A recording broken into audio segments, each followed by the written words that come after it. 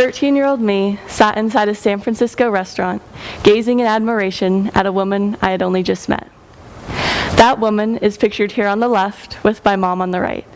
Her name is Amber Fitzsimmons, and she is a professor at the University of California, San Francisco. Amber is extraordinarily smart, well-spoken, and compassionate, yet the most important thing to me about her at the time was she has a wife.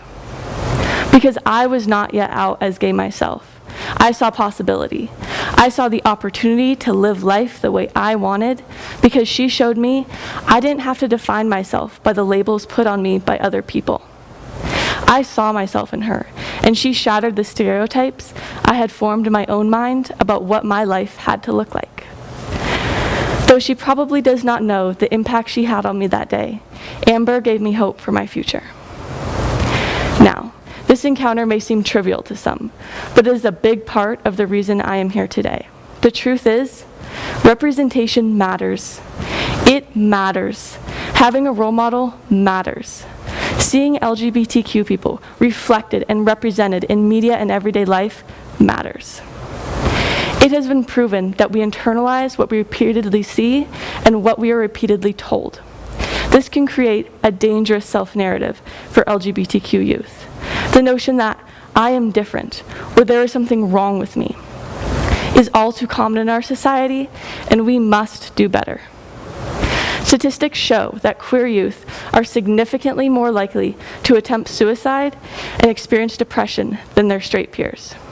In fact, a study done by the Human Rights Foundation found that 60% of LGBTQ youth reported symptoms of severe depression compared to 12% of non-LGBTQ youth. In addition, queer youth are 4 times more likely to attempt suicide than their straight counterparts. This number equates to over 1.8 million young people every single year. These statistics show the relevant disparities we face and are precisely the reason why queer visibility is so important. Openly gay and trans educators, policymakers, and celebrities can give a young person a lighthouse when they are lost in a sea of darkness. Queer people in positions of power foster a great sense of identity affirmation and boost positive feelings of self-worth. For me, seeing someone who is successful, who is educated, and who also happened to be gay was a key part of my own personal resilience. A large part of representation is rooted in education. In the US, only 4 states, California, Colorado, Illinois, and New Jersey, require LGBTQ curriculum be taught in schools. And despite these states' efforts to integrate inclusive learning, 6 states, Texas, Oklahoma, Louisiana, Mississippi, Alabama, and South Carolina, still actively prohibit any form of LGBTQ curriculum. These laws are local or state education laws that expressly forbid teachers from discussing LGBTQ topics. Not only can these laws further stigmatize LGBTQ youth in a place where they are supposed to feel comfortable and safe, but it can also create a welcoming atmosphere for discrimination. Even in the face of all of these challenges, progress has been made.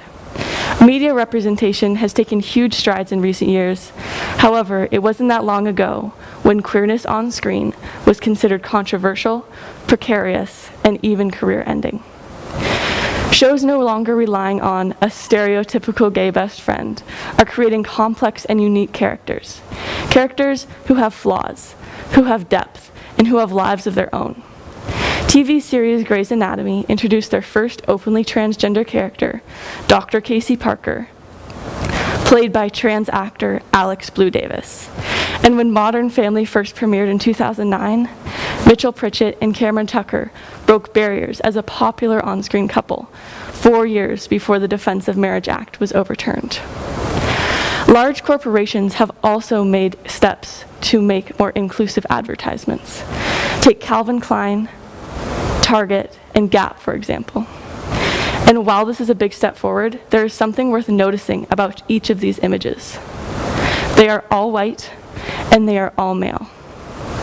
From national news to blockbuster films, Media representation is monolithically white and usually male.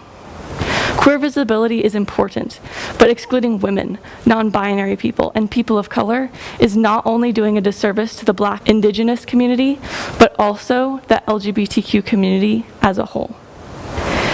With all the events happening in the world right now, it is easy to disregard this issue as an insignificant pop culture crisis. However, we must remember that to a struggling LGBTQ youth, this isn't about the media. This isn't about pop culture. This is about a decision to stay and hold on a little bit longer because they believe that it will get better. Thank you.